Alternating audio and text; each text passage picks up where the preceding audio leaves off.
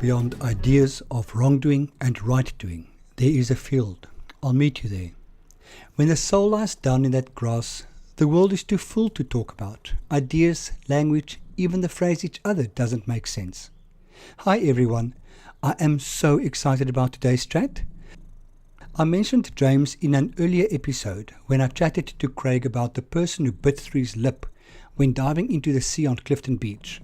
My dear friend James is that person. You will hear that James and I met when we were both quite active on the party circuit of Cape Town in the late 90s.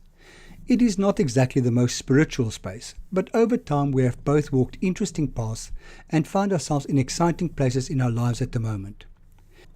James owns a most amazing non-governmental organization called E012.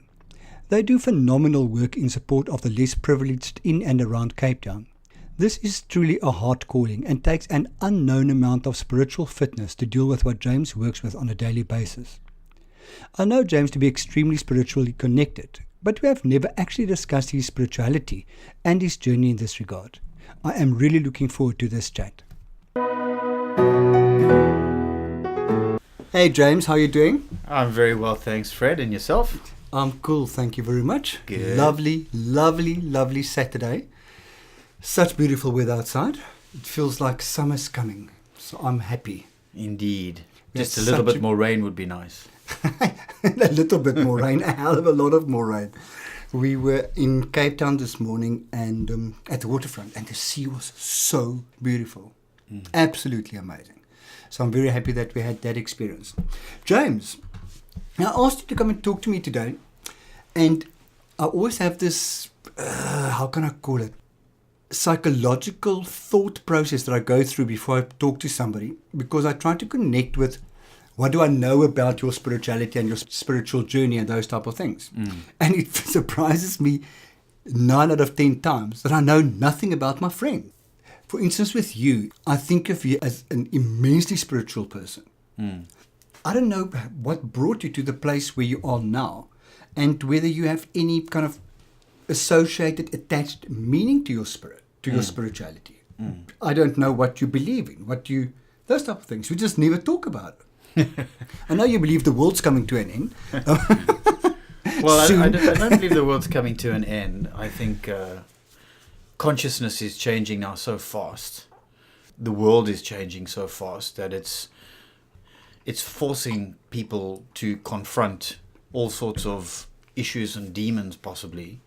It's really dawning on me recently that I run an organization which is now 10 years old this month, called Love, E012. Yeah. And what language is that? It's a Zulu or Xhosa word. Okay.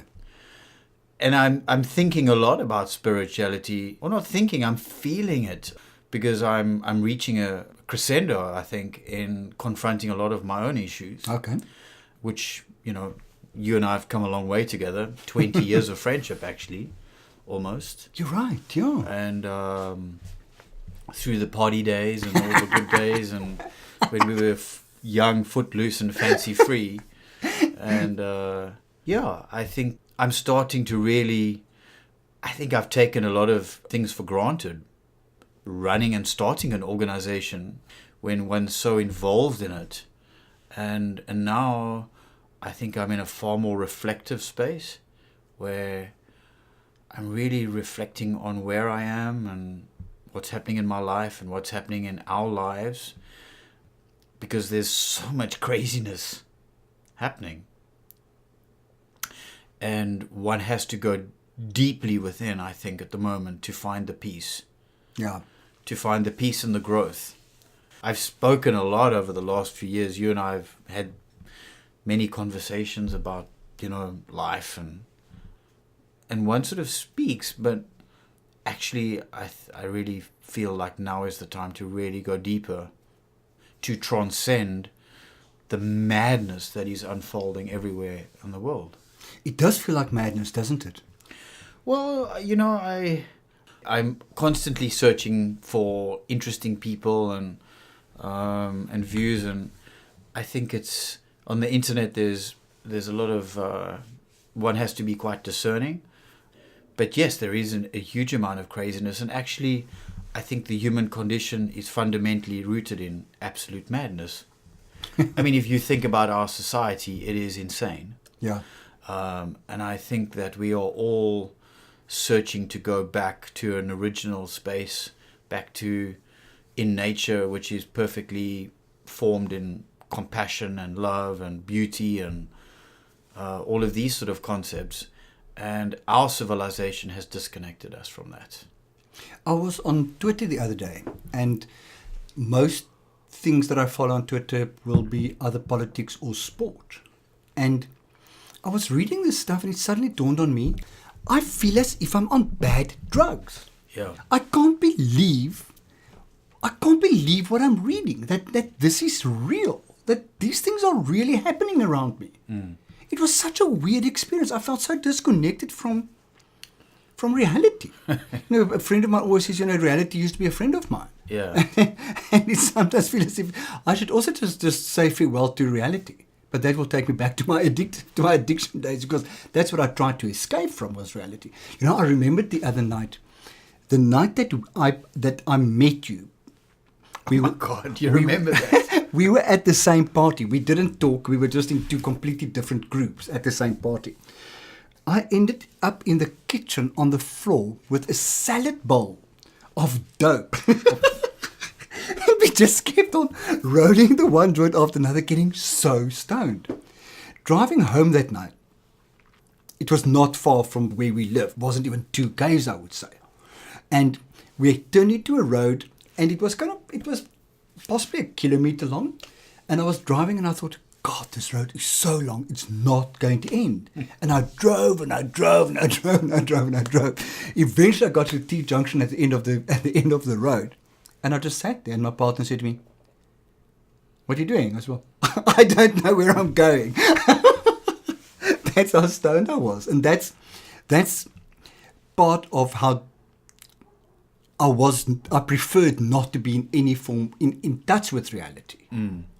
But we weren't conscious. We weren't conscious of why we were doing it. It was sort of couched in fun, but actually, I think fundamentally, deep down, very many of us. I mean, there's an enormous opioid crisis in the US, for example. From my limited understanding, I think we are so disconnected from source. From the source of nature, from the power of nature. We're so disconnected from each other and so disconnected from ourselves, actually, as a result of this cage that we're born into of materialism, consumerism, advertising, marketing, the bombardment, everything that is coming at us. I'm really starting to grasp now the immense pressure that we are under in this realm that many of us are starting to see through it. Yeah. But when you're in it and you don't understand it, it's so overwhelming. Yeah. And this is coming out in unprecedented levels of addiction, of violence, of anger, the way people are talking to each other on social media. And it's, on the one hand, it's really invigorating and exciting to be able to identify where we at. But on the other hand, it's really, one's very aware of the enormity of transcending the fear that is coming with it. Yeah. Yeah. I'm developing a serious problem with media. I was driving in the car yesterday and was listening to a few songs on the radio. I listen to KFM generally. And the one song after another was about the power of beauty. I think the one song was something about, I love you because you're beautiful. I thought, that is sick. And then the other song was also, it's all about beauty, it's all about materialism, it's all about falsehood. And I thought to myself, I want to start a radio station where I don't play stuff like that. It's okay to not be beautiful and still love somebody. It's okay to be fat and be loved. I think that radio station will do very well. Do you think so? No, I mean, if you look at how we are, I say we're born into this cage. Actually, you think about it. We're born into this world. From the moment we're born into this world, we are bombarded with images, with marketing, with how a false reality. Then we go through this education system, which is churning us out to be obedient consumers. Then we go into this world where it's a complete unreal situation. I mean, war, the vitriolic way in which people speak to you on social media, these are not natural states. Yeah. And especially when you look at the big cities, we're still lucky here in Cape Town. We're fairly connected to the earth still. But big cities around the world, what are people doing on a Saturday? Shopping. Yeah. So you just have to look at a queue in Woolworths. All the magazines of what the media is portraying how you should be living in a beautiful designer house, and you should be wearing that, and you should look like this, and all the rest of it. Wow. We lived through it. We made it. It's oppressive. Well, we're still making it. We're still dealing with those issues, all of us, I think. I can eventually say at the age of 50 that I really don't care a fuck about what I wear, whether you like what I wear or not, whether it's got a label. I mean, I used to meet people and say, "I love your shirt." Do you remember that? Yeah. And immediately grab the collar and turn over to see what label it was. People doing that to you? I did that to people. Oh, you see, I never did that. In fact, this shirt is probably about 8 years old now, and I bought it at Ackerman's. It's ugly. It's a check shirt. It's actually very nice. And it's fascinating. I've got 3 check. They're all different color checks. I love that shirt. It's beautiful colors. And they were dirt cheap. They've lasted. And I can't tell you how many gay boys have said to me, "Wow, they love that shirt. Where did you get it?" I'm like, actually, you wouldn't put your foot into Ackerman's. I'm not allowed to tell you. So, yeah, I think maybe this is just an age thing. I don't know. I think it's age. Maybe it's people who are, searching for their true self and wanting to be their best self and not worried about it. In conversations we had, the moment Donald Trump came down that escalator, I said he was going to win. You said it all the time. And true as I said that, it was a feeling, it was a sixth sense, it was an intuition. There is enormous crisis coming for the world. In fact, we're in the midst of it. Yeah. And as this crisis unfolds, it's going to force people to confront all sorts of realities and all sorts of demons. Yeah. And that is the change of consciousness.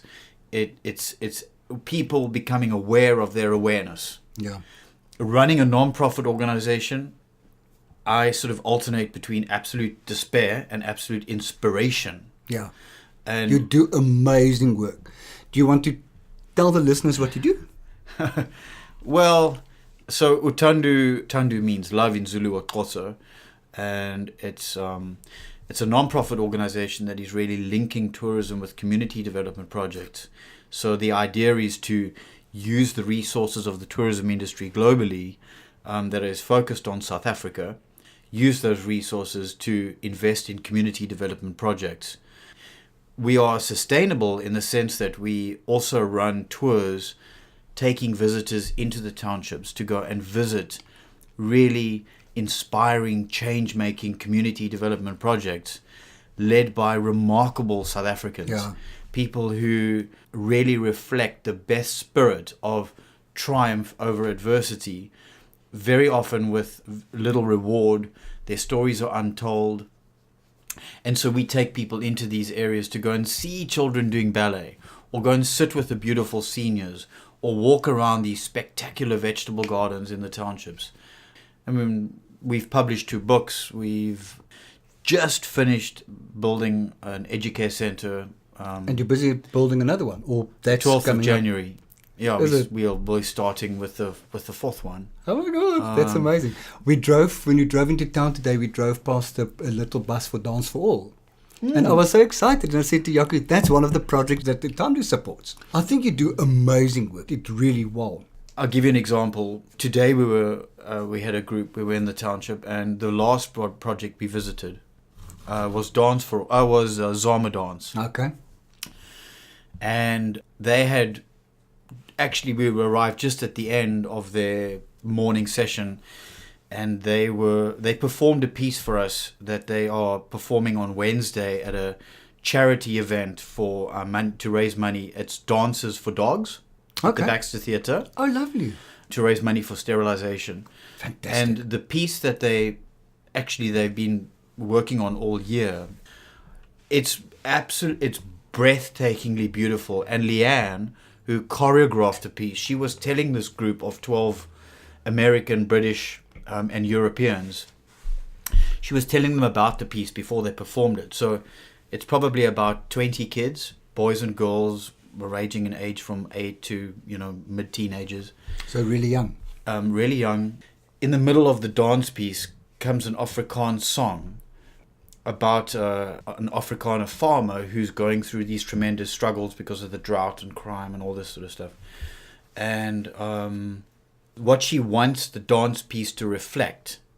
So this song comes on, this Afrikaans song, which is very sad and melancholy, and you have these young black kids dancing to it, and the way in which they dance, it sort of reflects their compassion for these farmers and their understanding, even though they can't relate to them, without being too political.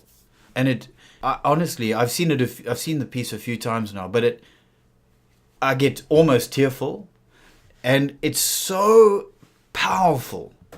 When I'm in that zone, there we are in this dance school in the middle of Guguletu, and the tangible faces of these visitors, the feeling, you can see what they're feeling.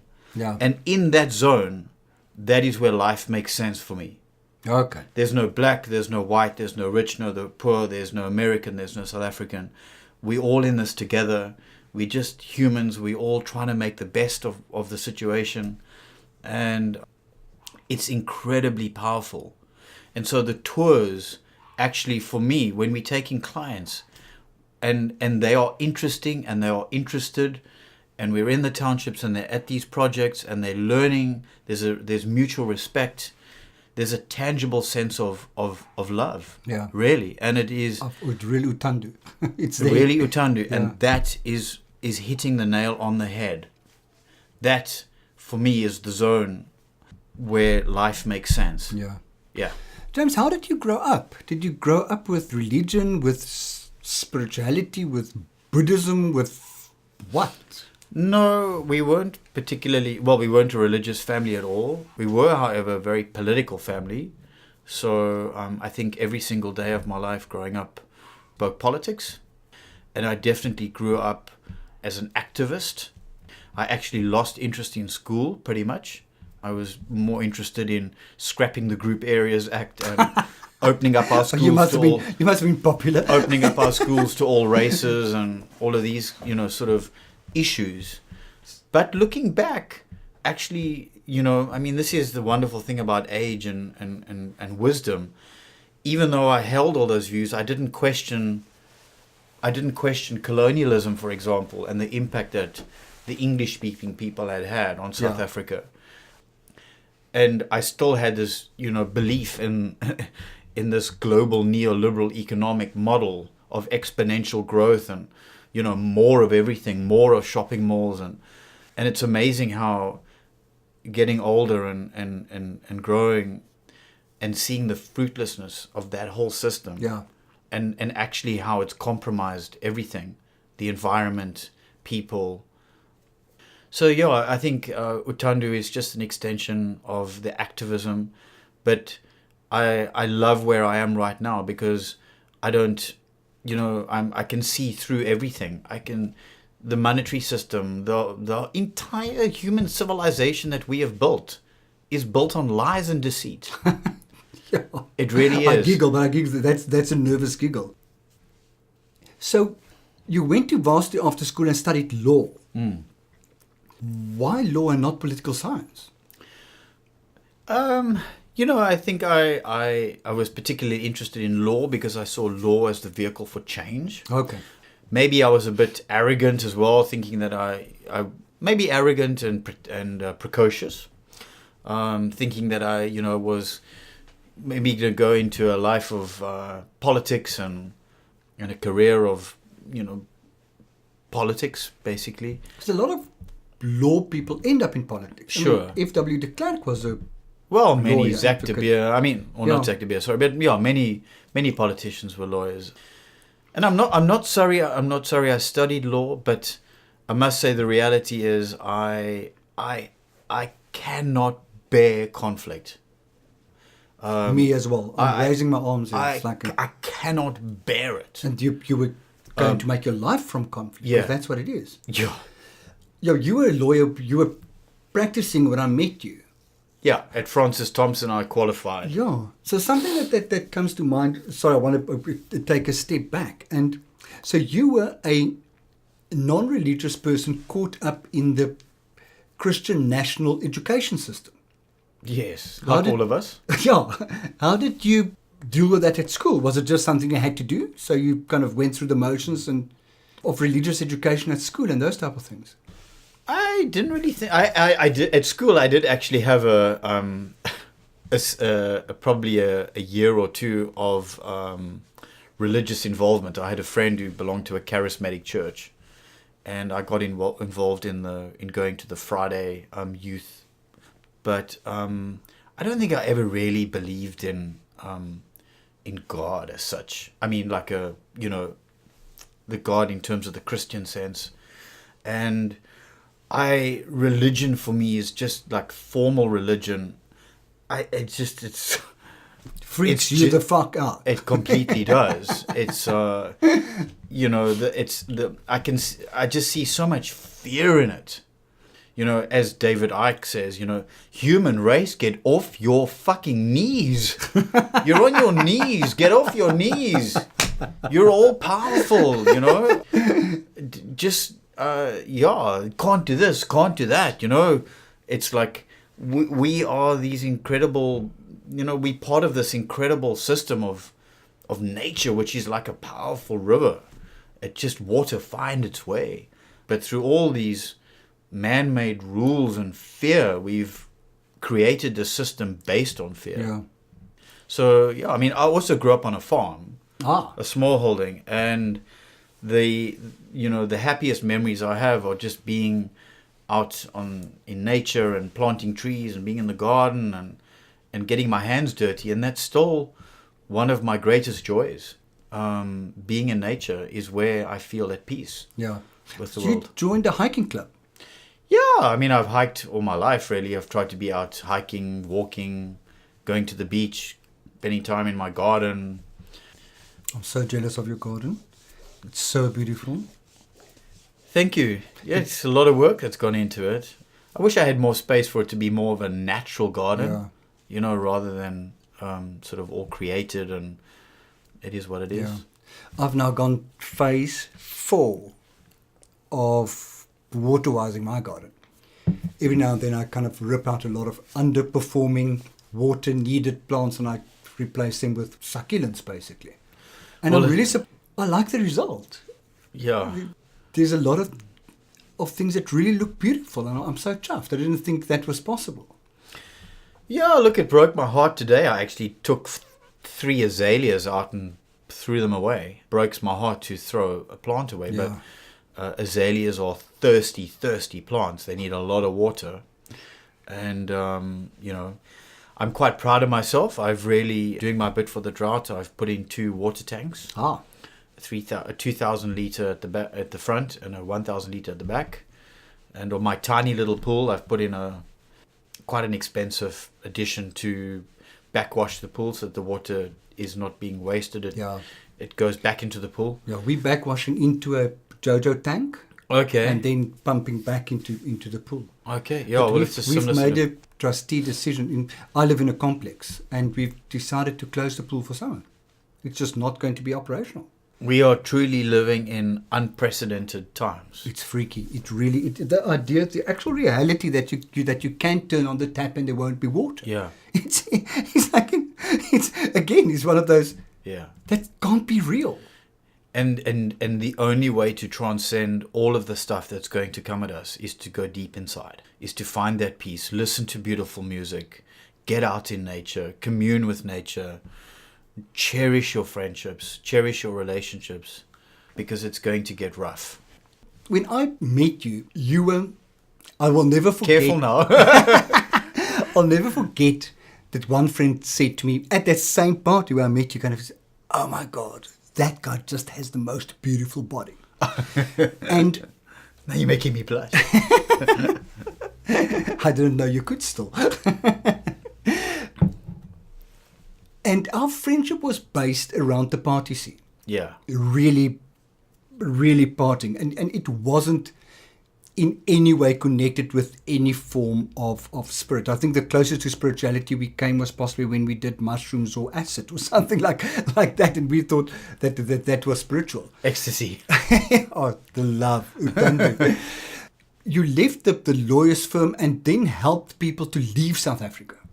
Yeah, well, I was introduced to a guy from New Zealand who needed a South African lawyer to assist with the legal side of paperwork for people going to New Zealand.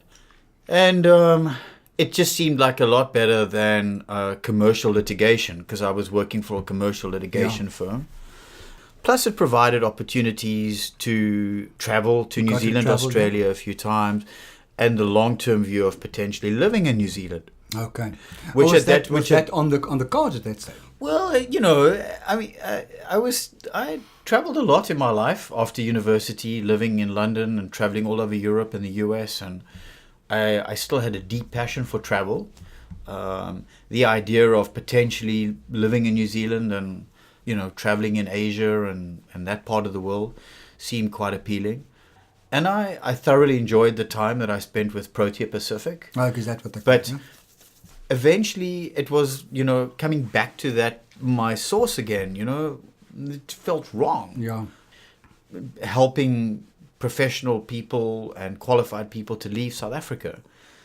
So the novelty wore off and I was like, okay, this is not what I want to be doing. And actually, it also pretty much reached a head because of the change of law in New Zealand, that I had to move to New Zealand.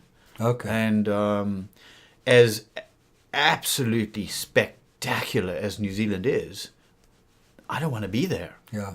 I want to be here, in South Africa, with all its warts, with all the crime. This is where I want to be, because this is where we find purpose, and this is where I find purpose, should I say. Anyway, so I then ended up working with inspirational places and getting into the tourism industry, marketing South Africa and traveling to Europe and so you kind UK. of flip the coin around. Yeah, I was very. It was also a very difficult time of my life because of the crescendo of the party years, and personally, I think I also needed a change, and I was very lucky to have met people like Chris Ware who really helped me as well through a transition, and gave me an opportunity, which was a life-changing opportunity, because if I hadn't taken that, and it's funny how life works. Sometimes people, places, events happen, and you don't know, but it's going to form the foundation for something else, something much greater. I remember those years for you as tumulus. It was nearly as if at that stage in your life, a spiritual crisis developed. Mm. Number one, you were still kind of partying, but it's as if physically you couldn't exactly live up to the challenges of what your job expected from you. But also then working with such immense wealth and so much money Yeah.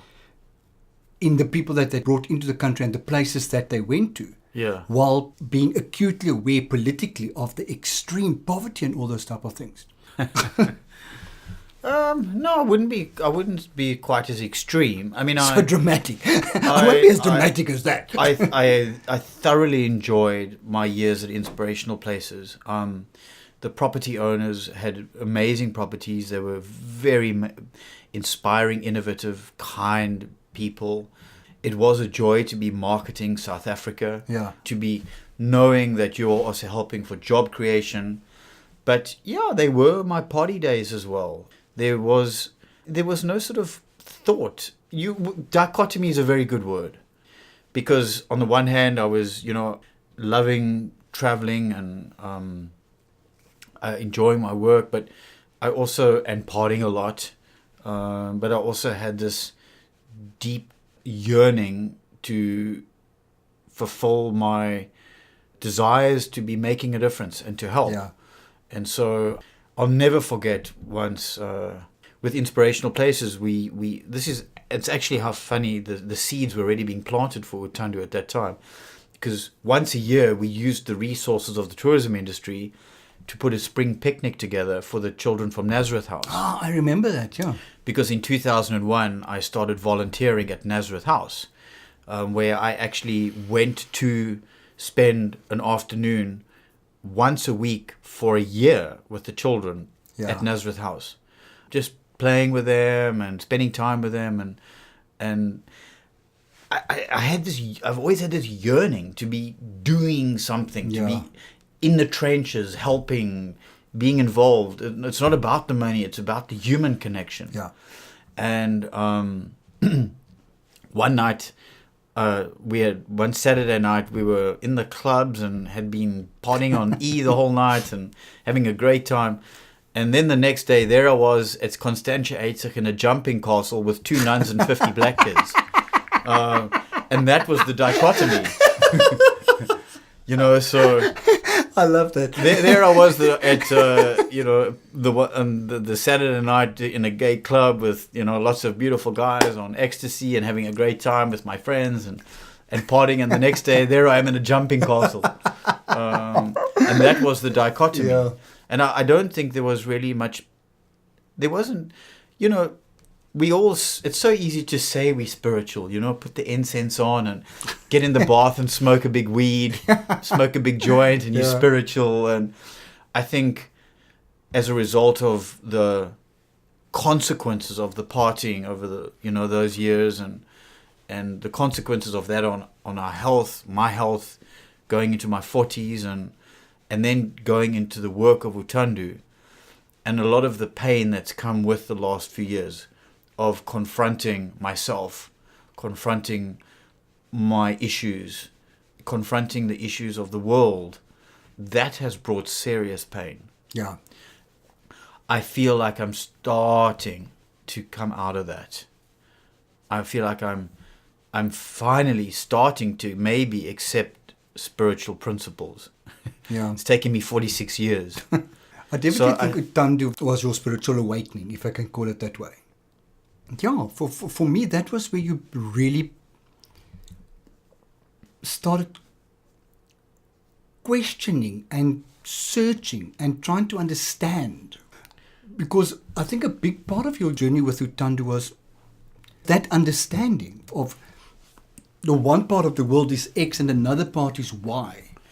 And you're trying to bring the two together. And on paper, it looks ideal, but it was so difficult. I mean, you went through really difficult times. Yeah, look, I think I've always had that awareness. I mean, even at university, I tried to volunteer for centers for abused women and children, for example. But I have also been incredibly wrapped up in ego and, dare say, maybe even narcissism in that whole gay party scene, getting wrapped up in that. And yeah, now I'm getting older and the body is not what it used to be, and I'm having to confront myself minus all of that, all of that exterior. Yeah, and it's a wonderful journey. It's been a very difficult journey, letting go of that all and immersing myself. And I think I'm in this reflective state, recognizing the power of Utandu and what's been established, and recognizing that it has been a profound part of my spiritual journey, but I haven't always been aware of it. Yeah. And also, one gets very wrapped up in the logistics, the administration of running a business, and that really wears one down. Yeah. It leads to the possibility of losing your mojo, even, actually, because it's highly stressful, running the logistics of it.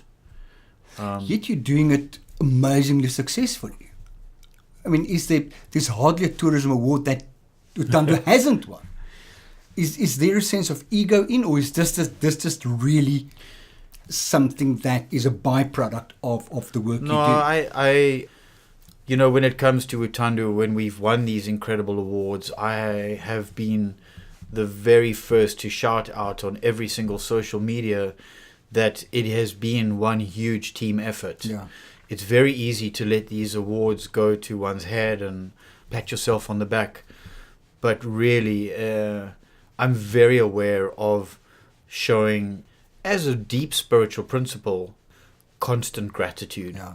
And especially this month, I've been contacting people, who've been on tour with us, our donors, tour operators, people who've been connected to Utandu, just expressing a deep, deep, deep gratitude. Because without many team players from all around the world, it wouldn't have happened. Yeah. So it's just about being a catalyst. How do you thank yourself? I know that we've had a few conversations about me saying, okay, so you're winning all these bloody prizes, but I don't see you. You were extremely grateful for it, but it was nearly as if you didn't take time to stop and say, kind of, James, you did this. I think I'm very hard on myself. Yeah. I haven't always managed myself very well in terms of balancing my time and my health. Really has, I think, at times taken a bit of a knock to achieve the objective. I'm finding the balance. I'm being forced to find the balance now. Life has a way to force you to kind of... I'm just spending time with people, with my friends, being out in nature, and being kind to myself, allowing myself to just be quiet and still. That's definitely where I'm at right now. Yeah. An interesting thing, just for the listeners, is James would have come tomorrow, but he's going for a hike. So that would just fill the day up too much. So he asked that we do it tonight. And we agreed to do it early and have a quick supper afterwards so that James could actually go home and relax. And that's really important. I think it's awesome that you can't say, this is what I need for myself. Because this is what we need to do, or life's demands are going to pull us apart. James, the last question. Two. I always had the last question, but there's another one. If you have to summarize your spirituality, is there a way to box it, to define it? I think it's, I would probably have to say that it's, spirituality for me would be very tied up with a perseverance to be my best self and to live according to principles that are fundamentally rooted in the natural scheme of things. Love, respect, kindness, compassion, which are concepts that are perfect in nature. Nature functions with all of those concepts. And I know how I feel when I'm in that vibration, when I'm operating in that frequency, like today on that tour. Yeah. My frequency, I know, was right there. It was in that space. It was so powerful. It was so amazing. That makes sense. So and those are the moments you live for. And that's the moments you realize that this is worth it. And absolutely. And I think the spirituality is the awareness of being aware. So when I'm doing things that I am aware are draining me, are feeding my ego, are feeding narcissistic tendencies, to make sure that I stop, or I stop them, or I transcend them. And really to get myself into a space where I can operate at the highest frequency possible to be a light in the world. Yeah. to bring change, to bring hope, to bring love, to bring compassion. And I know, possibly at the risk of sounding not very modest, that I know that is one of my callings. Because of how we've operated with Utando and bringing all these people together. Because you're definitely connecting. You bring such a connection for people. And what I love about what you do is also you're keeping that connection. So I think my spiritual journey is to be aware of transcending my limitations, which I am very aware of, to go on to fulfill my spiritual destiny in terms of operating at a frequency where I can bring light to the world at a time when we need it. Lovely. Lovely. Last question. Are you happy? I love the initial reaction to that. Everybody I speak to laugh. People laugh with it. Or they really kind of become extremely reflective. I had a lady the other day who kind of went, and a very, very long thinking, and then said, I'm absolutely happy. And I thought, that is not the answer I expected from the way she reacted. So, well, I think happiness is, it varies from one day to the next. But I would say in general, yes, I am happy. If I can be happier, I could be happier. But as long as I am practicing gratitude, I think I do have a sense of being happy. Okay. So I lied. That was not the last question. What will make you happier? To transcend my limitations and fulfill my spiritual destiny, which I am aware of what I can do. And I know where I have a deep sense and intuition of what I could be doing, of how much I could be fulfilling my potential, but I need to transcend so the spiritual path will contribute to that. That is excellent. James, thank you very much. I really thank you, appreciate Freddie. it. Very nice. Very, very. It's my pleasure to be here. Cool. Thank you. Well, James surely delivered. I am grateful to him for having shared his journey with us today. It seems that he has come to a deep and meaningful understanding of what spirituality is for him. I wish James personally and professionally 1,000,001 great things moving forward. A giving and caring soul like his needs extra love and attention. May his future be as bright as he can imagine it.